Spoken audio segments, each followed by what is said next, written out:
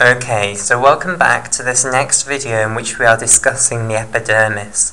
Okay, right, so we're in the process of discussing the prickle cell layer of the epidermis, which consists of these keratinocytes, which are joined together by desmosomes, which are very, very visible. These are so visible that you can see them underneath a light microscope. Okay, and because the desmosomes are so apparent in these keratinocytes, and they look like little spines or prickles on the surface of the keratinocytes in this layer, these cells are known as prickle cells or spiny cells, and the whole layer is known as the spiny layer or the stratum spinosum. Okay, so in this video what we want to discuss is the structure of these desmosomes, so you've got some idea of what these things actually are. So basically these are made up of a huge number of proteins which are cell adhesion molecules. So basically on the surface of this first cell here you're going to have cell adhesion molecules, okay, which are going to be desmosomal cadherins, but we'll come on to that in a moment. And then on the surface of the other cell you're also going to have cell adhesion molecules which are also going to be desmosomal cadherins. These will interact in a direct way to form a cell-cell interaction, and you're going to aggregate loads of these things together to make the whole desmosome. Okay, so let's go into this in more detail. So, these type of cell adhesion molecules are going to be direct cell-cell interactions. So let me just remind you of what this means. So we're going to have our two cells here. Okay, so let's say this is cell 1 and this is cell 2. And cell 1 will have a cell adhesion molecule on its surface, and cell 2 will also have a cell adhesion molecule on its surface. Okay, and we'll colour these two cell adhesion molecules in blue here. Okay, so we're going to have direct interactions between two cell adhesion molecules on the surface of the cell, and you're going to aggregate loads of these together to make a desmosome, basically. Okay, so let me remind you of the four main families of cell adhesion molecules. Okay, so the four main families of cell adhesion molecules were the cadherins. Okay, and this is what's going to be important for us when we're discussing desmosomes.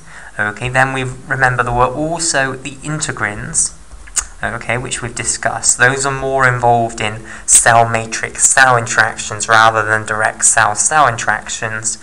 Okay, we also mentioned the immunoglobulin superfamily, IGSF, like so, cell adhesion molecules. Whoops, let me just cross that out. I want capital C, capital A, capital N. Okay, and then finally there are also the selectins, which again we're just going to mention. So these are the four main families of cell adhesion molecules. There are others which we'll come across later when we want to discuss tight junctions. Okay, right, so now with discussing desmosomes, we are going to be interested in cadherins. These are going to be an extremely important thing for us to study. Okay, so we now want to discuss the different families of cadherins, because there are many, many different cadherins, and the ones which are going to be involved in the formation of desmosomes are going to be a specific subfamily of the cadherins. Okay, so let's now talk about the different subfamilies of cadherins. Okay, so firstly, the most famous family of cadherin proteins are the type 1 classical cadherins. Okay, so the cadherins that everyone has always heard of, these are type 1 classical cadherins. So for instance, E cadherin, P cadherin, and N cadherin, the three famous ones, these are all type 1 classical cadherins. Now those are involved in adherens junctions between proteins, which we're not going to discuss because we want to discuss desmosomes rather than adherens junctions. Okay, but it's a very similar concept to desmosomes. Okay, right, then the next family of cadherins is the type 2 atypical cadherins. Okay, we're not going to discuss this family of cadherins at all. Okay, it's the third family of cadherins that we are going to be extremely interested in, which are the desmosomal cadherins. These are the cadherins which are going to be involved in the formation of these cell-cell interactions which are going to aggregate together to form desmosomes. Okay, now the families of cadherins don't end there. There are actually two other families, and we're getting nicher and nicher. Okay, the next family of cadherins is the flamingo cadherins. Okay, and then the final family of cadherins, just so that you've got a complete picture of the cadherins, are the proto-cadherins. Okay, but we're not going to talk about either the flamingo cadherins or the proto-cadherins. We're going to focus in completely on the desmosomal cadherins. It's also worth mentioning that some people will say that there is a sixth family of cadherins. Okay, we've got 5 so far: the type 1 classical cadherins, the type 2 atypical cadherins, the desmosomal cadherins, the flamingo cadherins, and the proto-cadherins.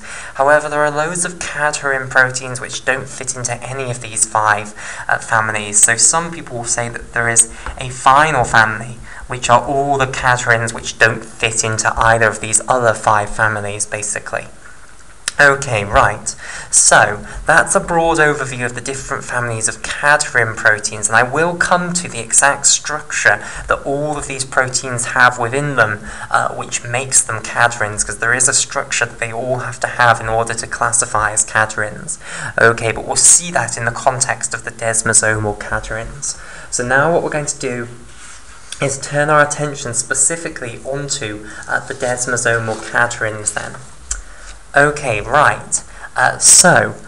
Firstly, what I would like to do is give you a reference for where I took this information about desmosomal cadherins from, because it's difficult to find this information in textbooks. So I'll give you where I found this information from. I'm also giving you this reference because the desmosomes are still an area of active research, and the information that I present to you, the model for how desmosomes are structured that I'm going to present to you, isn't the model that you'll find in all different reviews on this topic. Okay, so I want to give you the review from which I got this model. It's a nice model.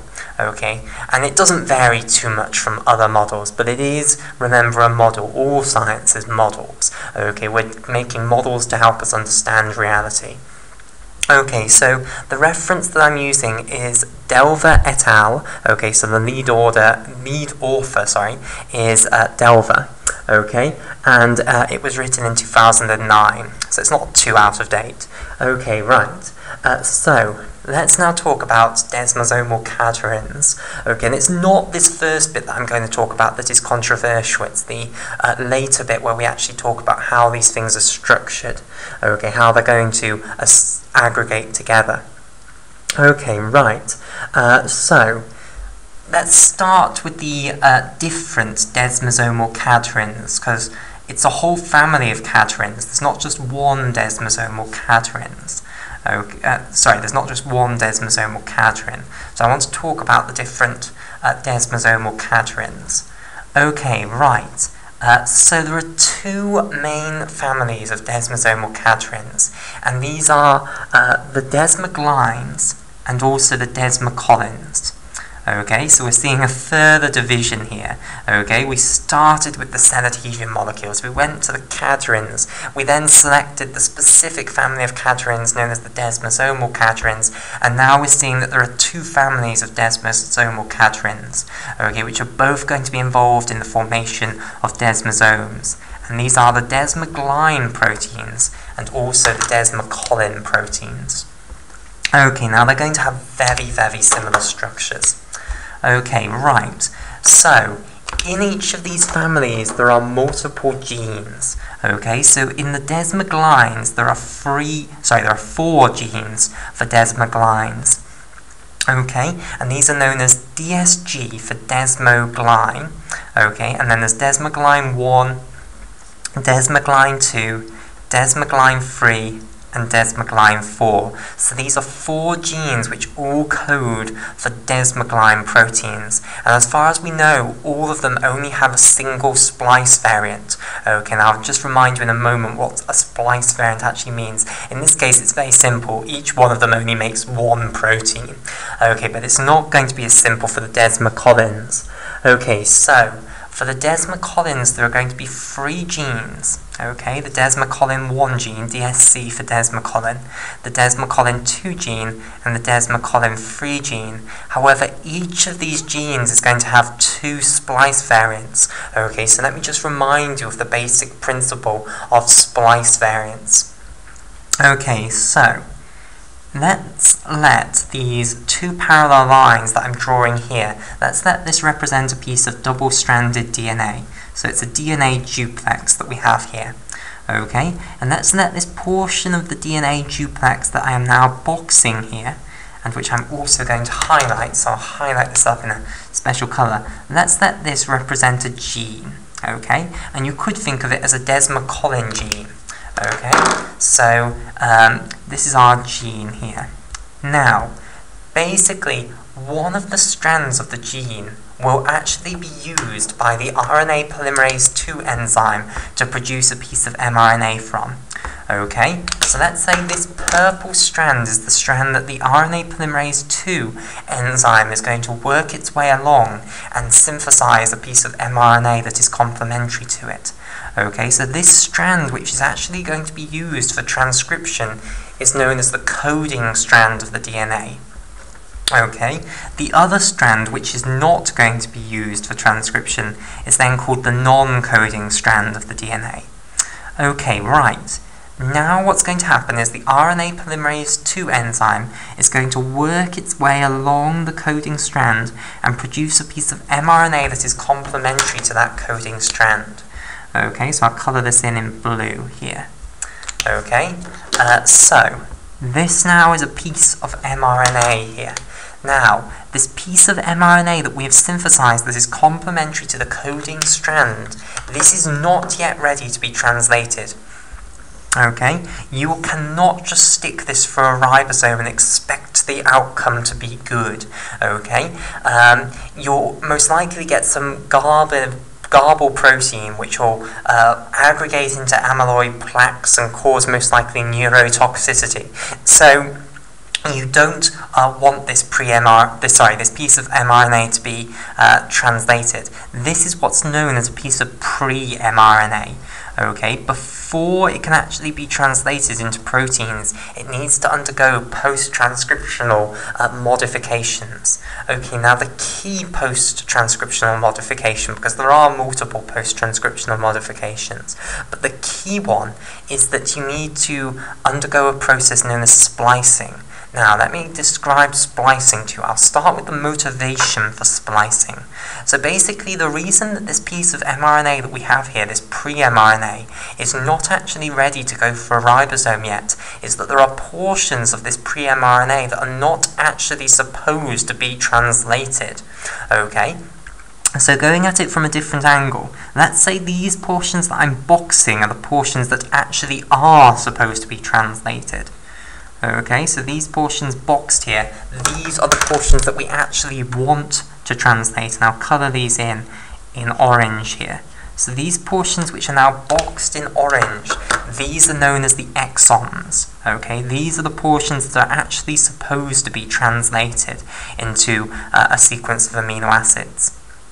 Whereas the portions that are in between the exons, of which we have around 4, there's that little bit there, in fact I'll extend that out a little bit here.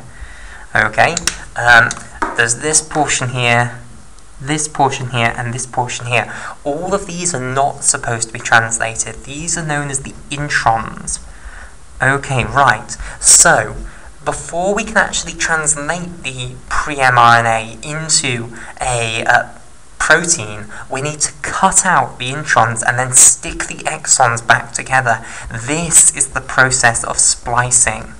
Okay, so what's going to happen is the pre-mRNA is going to be spliced, it's going to have the introns cut out, and then the exons will be stuck back together to make a smaller piece of mRNA that is just made up by the exons, and this is known as the mature mRNA, and this is the mRNA that will actually go for a ribosome and be translated into a protein. Okay, right, so the principle then of multiple splice variants is that for some genes, the pre-mRNA will not just have one way that it can be spliced, okay? For some pre-mRNAs, there are multiple different ways that you can splice the pre-mRNA, and these different ways of splicing the pre-mRNA will produce different mature mRNAs, okay? So let me give you an easy to understand example of this. So let's say that this third exon here, right on the end, let's say that this exon is not compulsory. Okay, you can either include that in your mature mRNA or you don't have to include it. Now if you include it, you get the full thing where you have all 3 exons joined together and you have this long mature mRNA here. If you don't include it, then you'll end up with a shorter piece of mRNA. Okay, so here are 2 different ways of splicing the pre-mRNA. When you are given a piece of pre-mRNA, this piece of pre-mRNA, there are 2 different ways of splicing it. You can either produce this as your mature mRNA, or you can produce this as your mature mRNA. And these 2 different pieces of mRNA, mature mRNA, will be translated into different proteins, and these different proteins are the different splice variants. So when people say that a gene has multiple splice variants, what it refers to is the fact that when you are given the pre-mRNA for that gene, there are multiple different ways that you can process it, and these will produce different mature mRNAs, and these mature mRNAs will then produce different proteins. Now this is a very simplistic example where we just have one exon which is optional, and you can include it or not include it. There are much more complicated examples than this, which can therefore lead to pre-mRNAs having a huge number of different ways in which they can be spliced, and therefore the gene will have a huge number of different proteins that you can produce. So basically, if you're producing a huge number of these pre-mRNAs, some of them will be spliced in one way and others will be spliced in the other way, okay? And some pre-mRNAs, as I say, will have more than 2 different ways that they can be spliced, okay? The point is that if you're producing a huge number of these pre-mRNAs, they'll be spliced in all the different ways, basically. Some of them will be spliced in one way, some will be spliced in the other, some will be spliced in any other ways that you've got as well. Which means that you'll be producing all of the different types of protein that this gene can produce, all of the different splice variants of this protein. Okay, so that's the concept of splice variants. So in the case of the desmoglines, desmogline 1, desmogline 2, desmogline 3, and desmogline 4, there is only one known splice variant. So each of these genes only produces one type of protein, basically. But in the case of the desmocolins, each of those genes has 2 different splice variants. Okay, so each one of these has an A splice variant and a B splice variant. Okay, the A splice variant is the longer variant, okay, and the B splice variant is shorter, basically. It's a smaller polypeptide, and I'll show you which portion is actually shorter in a moment. So this means that there is desmocolin 1A, desmocolin 1B, desmocolin 2A, desmocolin 2B, desmocolin 3A, desmocolin 3B, which means that the total number of desmosomal cadherins is 4 desmoglines and then 6 desmocolins. So it takes us up to a total number of 10 desmosomal cadherins. Okay, right. So that's the desmosomal cadherins then. What we now want to see is the structure of these desmosomal cadherins and what structure all desmosomal cadherins have to have in order to be considered cadherins at all. Okay, right. So desmosomal cadherins are transmembrane proteins. Now, let's let these 2 parallel lines, these are now going to represent the inner and outer leaflet of the phospholipid bilayer rather than a piece of double-stranded DNA. Okay, so we'll say that this is the extracellular fluid side here, and this is the cytoplasm side, this side. Okay, right. Then we're going to have our desmosomal cadherins. Now, all desmosomal cadherins are going to be single-pass transmembrane proteins, so they're only going to span the membrane once. They'll have one membrane-spanning alpha helice. Okay, now they all have their carboxylic acid terminus intracellularly, like so. then they'll have a short cytoplasmic tail, and they'll have their membrane-spanning alpha helix here, okay, which I'll just show as a straight line, but colour it in red to remind us that that's an alpha helix here. Okay, right, and then extracellularly we're going to have several important domains. Okay, right, so the first domain that's going to be just extracellularly, okay, this is known as the EA domain, and this stands for the extracellular anchor. Okay, so the E is for extracellular, okay, and then the A is for anchor. Okay, right. After the extracellular anchor, we then have 4 more domains, and these 4 other domains are all going to be special domains that are specific for cadherins, and these are the domains that every cadherin has to have within them in order to count as a cadherin. Okay, so here are those 4 domains, and then we have the amino terminus over here. Okay, so here's the amino terminus. So, we'll colour in the extracellular anchor here in green. Okay, so this is the extracellular anchor here, or the EA domain here. Right, and then prior to the extracellular anchor, you have these 4 domains here, which I'm now going to colour in vivid purple. 1, 2, 3, 4 of them. Okay, now these are what are known as EC domains. Okay, and EC stands for extracellular cadherin domain. Okay, so we've got 4 of these EC domains. So I'll put little arrows to all of them. 1, 2, 3, and then the 4th one here. And what does this EC stand for? Well, this stands for extracellular. Okay, and then cadherin domain. Okay, right, now because each of these desmosomal cadherins has multiple of these extracellular cadherin domains, and this is a running theme for all of the cadherins, that often you have multiple of these things. They're also known as the cadherin repeat domains, because we've repeated it 4 times. Now, these extracellular cadherin domains, or cadherin repeat domains, they're around 110 amino acids long, okay, and all of the desmosomal cadherins, they all have 4 of these extracellular cadherin domains. So this is the structure that's common to all of these 10 desmosomal cadherins that we've discussed.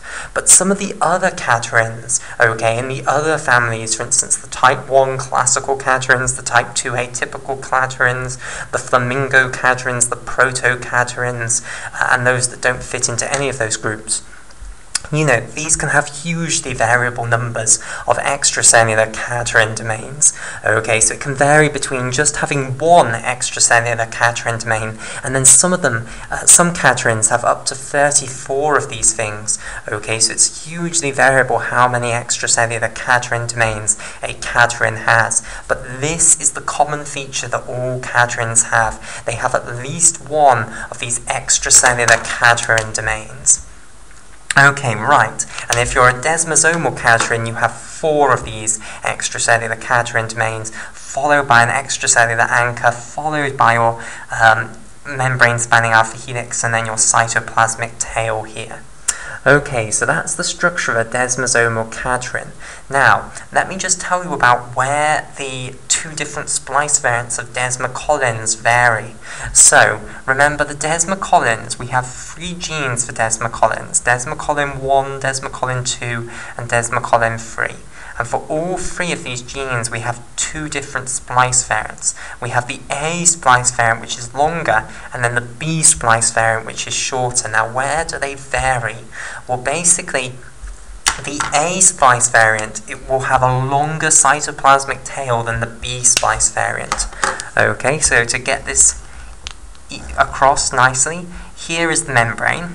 Okay, and if you're an A splice variant, you're going to have a long cytoplasmic tail, whereas if you're a B splice variant, you're going to have a short cytoplasmic tail. Okay, so A here we have a very long cytoplasmic tail, and the B splice variants we have a very short cytoplasmic tail. So they don't differ in their extracellular domains. Okay, they all have 4 extracellular cadherin domains and 1 extracellular anchor. Okay, right.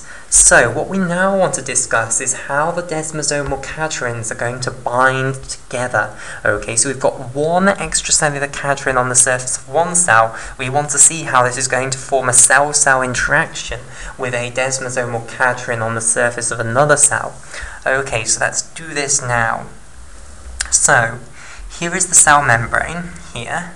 Okay, and I'm going to have to redraw this picture out because I've put my writing all around it, so I don't have room to put the other desmosomal cadherin attached to it. Okay, so once again I'll draw out my desmosomal cadherin here. Okay, so we've got our extracellular anchor domain, our EA domain down there, followed by these 4 extracellular cadherin domains here, and then there's the amino terminus, here's the C terminus down here. Okay, so in green, this is the extracellular anchor domain, the EA domain. Okay, and then we've got our 4 extracellular cadherin domains here in purple.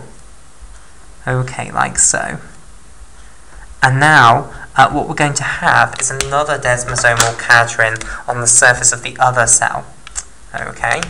So I'll put this, have I got room? Hopefully, I'll have to squash the other one in a little bit more. Okay, so here is the cell membrane of cell 2. Okay, and then we're going to have our other desmosomal cadherin here. Now, I'll start by drawing the interaction and then work backwards, which means I'll definitely have enough space. Okay, so basically, it is this N-terminal extracellular cadherin domain, which is going to be involved in binding to the other desmosomal cadherin. So this is the N-terminal EC for extracellular cadherin domain. Okay, so this extracellular cadherin domain, which is closest to the amino terminal of the desmosomal cadherin, is going to interact with the extracellular cadherin domain on the other desmosomal cadherin, which is closest to the amino terminus. Okay, like so. So here are these 2 N-terminal extracellular cadherin domains binding together. Okay, now to draw the rest of this desmosomal cadherin here. Okay, so I'm going to have to squash it in a bit. So here are the other 3 extracellular cadherin domains, and then we've got the extracellular anchor domain there. Okay, so colouring these in, here is our second extracellular cadherin domain, our third extracellular cadherin domain, our fourth extracellular cadherin domain, and then our extracellular anchor here. Okay, then followed by our membrane spanning alpha helix here, and then our cytoplasmic tail here with the C terminus there. So that's how 2 desmosomal cadherins are going to bind together, forming a direct cell-cell interaction. Okay, so these are both cell adhesion molecules. Now, one thing that I want to mention is the calcium dependence of this. Okay, so this interaction between 2 desmosomal cadherins is going to be calcium dependent, and this is actually the case for all cadherins. Okay, so for cadherins to interact with other cadherins, you need the presence of calcium in the extracellular fluid, and this is actually why cadherins are given their names.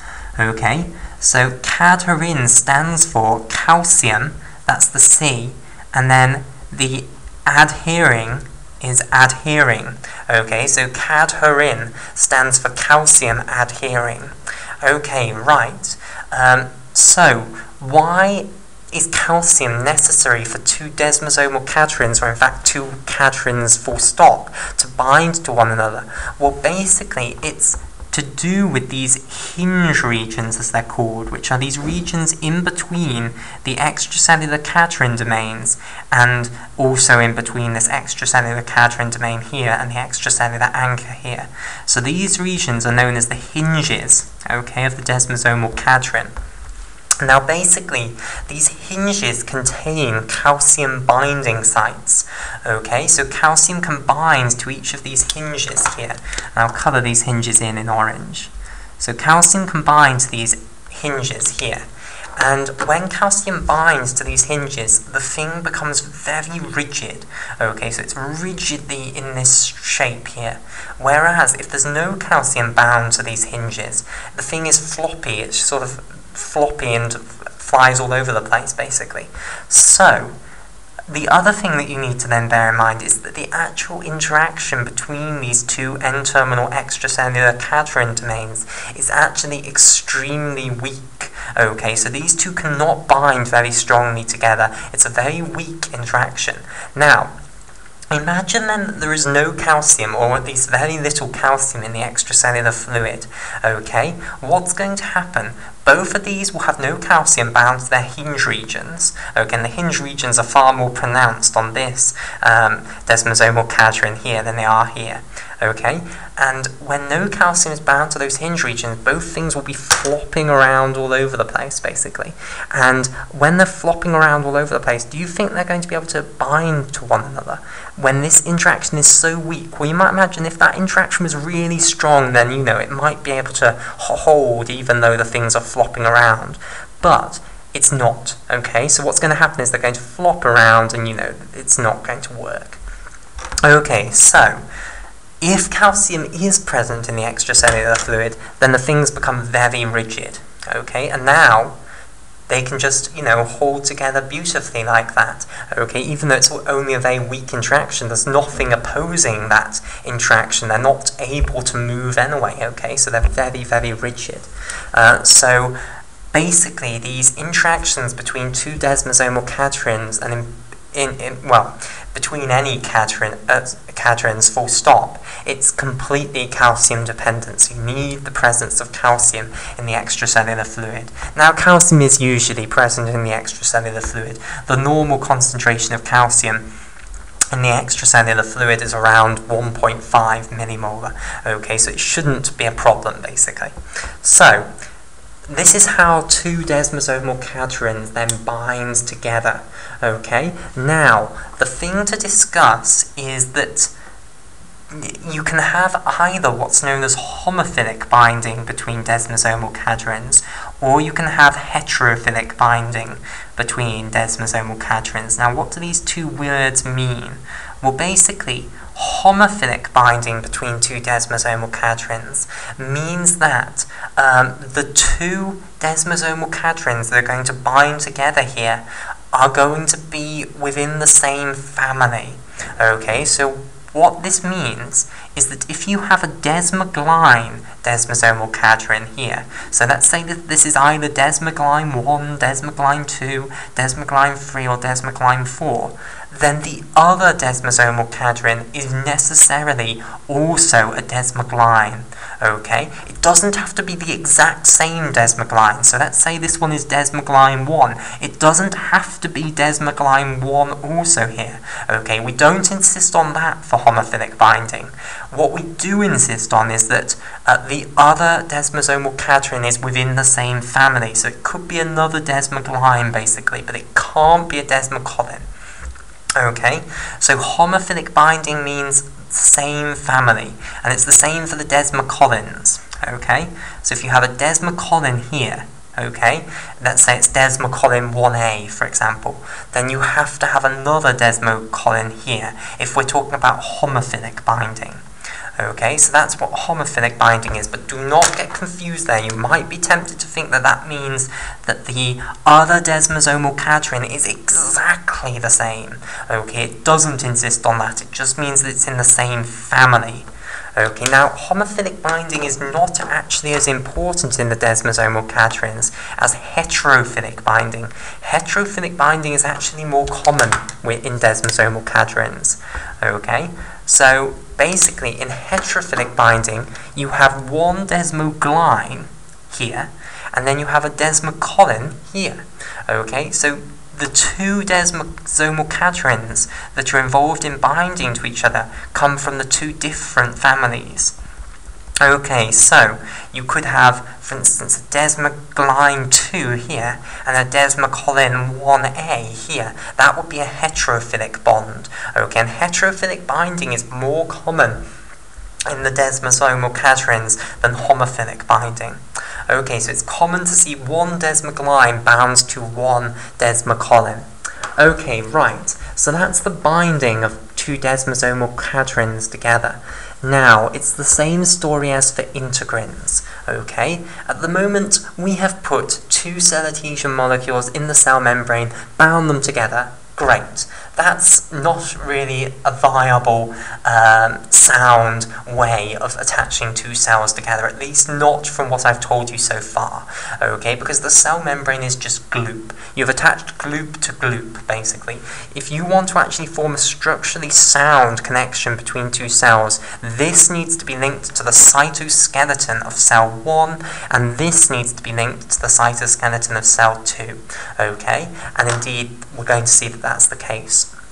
So what we now want to study is how we're actually going to attach these desmosomal cadherins to the cytoskeleton, and this is the bit where this becomes a little bit more controversial.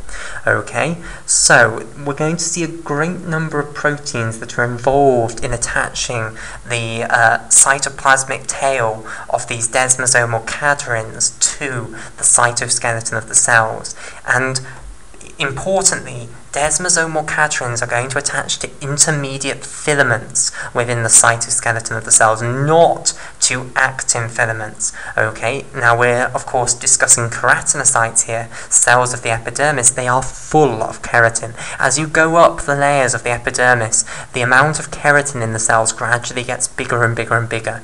Okay, so differentiation involves the production of more and more keratin, basically.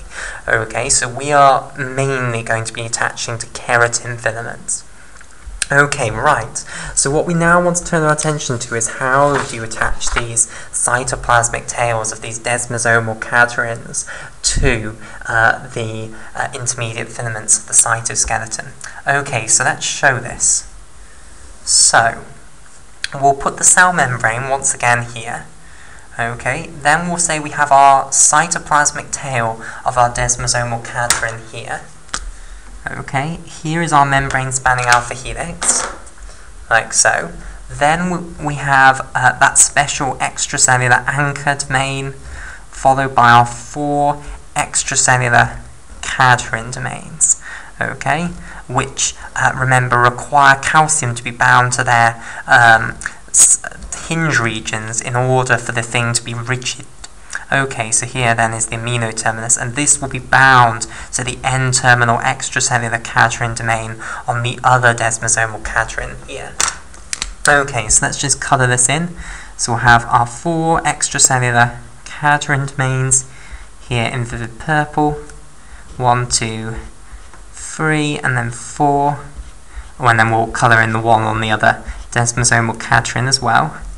And then we'll have the extracellular anchor in green here. Okay, right.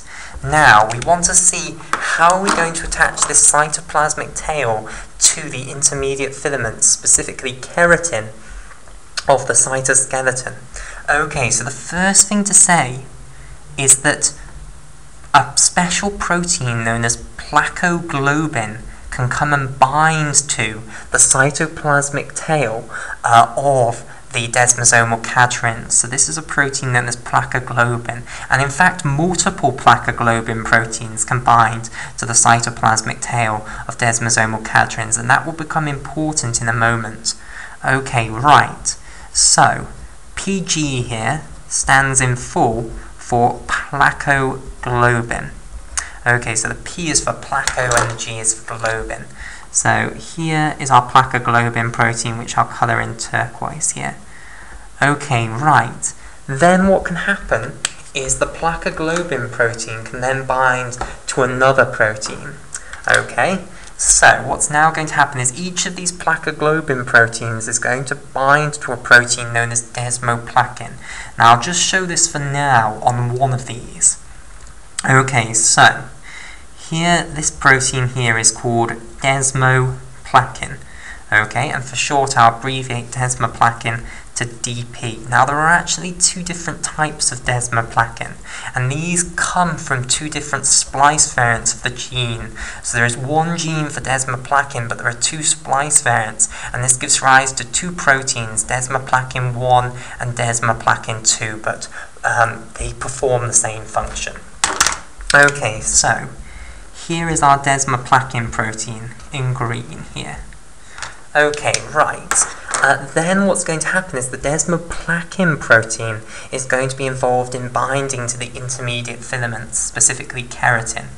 So we'll show our intermediate filament here. Okay, so this is our IF for intermediate filament. And I'll colour this in blue. Now, so that's how we're going to attach the cytoplasmic tails of our desmosomal cadherins onto the intermediate filaments of the cytoskeleton. Okay, job done. But what I want to also discuss is how we are going to actually aggregate desmosomal cadherin interactions together to make a desmosome. Okay, because remember, when we were talking about desmosomes long ago, when we were talking about the prickle cell layer, a desmosome does not just consist of one interaction between two desmosomal cadherins. So you don't just have one desmosomal cadherin here on cell 1 interacting with one desmosomal cadherin on cell 2. Instead, what happens is you aggregate a huge number of these things together, okay, to make a huge, great structure here, okay, and this then is known as the desmosome, okay. So we want to see how you're actually going to aggregate these desmosomal cadherins together to a certain patch of the cell membrane. Okay, so let's continue this story on, because basically if I draw another desmosomal cadherin here, and I won't draw it out in full this time, I'll just draw its cytoplasmic tail here. Okay, so here's the membrane spanning alpha helix, here's the C-terminal, okay, and then this C-terminal tail will have multiple placoglobin proteins bound to it, okay, like so, and I'll colour in these placoglobin proteins in turquoise again. And these placoglobin proteins will bind to desmoplakin proteins and hence to the intermediate filaments. Okay, so let's put this here. So here is a desmoplakin protein here. Okay, and it will be binding to an intermediate filament, such as keratin. Now, we're also going to have another protein which is going to be sitting in between the two desmoplakin proteins and holding them together here. Okay, so we're putting in a third protein here, and this protein is known as placofilin, or PKP for short. Okay, so this stands for placofilin. Okay, now there are actually 3 different types of placofilin proteins. Or in fact, no, 3 different genes for placofilin. There are more than 3 different placofilin proteins. Okay, so the 3 different genes for placofilin are placofilin 1, placofilin 2, and placofilin 3. Okay, and each of the first and second genes has multiple splice variants. It has an A splice variant and also a B splice variant. Now that overall means that there are actually 5 different placofilin proteins, because there's placofilin 1A, placofilin 1B, placofilin 2A, placofilin 2B, and there's also placofilin 3. Now, what it is speculated is that placofilin's role is to link desmoplakin proteins like so, and therefore it's aggregating these desmosomal cadherins together basically. Okay, but this is still controversial, which is why I've given you the reference for the review which I took this model out of. Okay, I think it's a very nice model. Okay, so then what you can imagine is these placoglobin proteins here, these will also have desmoplakin proteins bound to them, so there'll be a desmoplakin here and a desmoplakin here. Okay, and then these desmoplakin proteins, they combine to placofilin proteins, okay, like so, and this placofilin protein can then bind to another desmoplakin, which is bind to a placoglobin, which is bound to another desmosomal cadherin. So you can imagine that this thing goes on and on and on, and this is how we can aggregate together many different desmosomal cadherins. Okay, right. So we'll call it there for this video, and in the next video what we'll do is we will discuss these desmosomal cadherins and these interactions with the intermediate filaments in a little bit more detail. Okay, so I want to discuss these proteins, placoglobin, desmoplakin, and placophilin in a little bit more detail, and then we'll move on to the next layer of the skin, which is the stratum granulosum.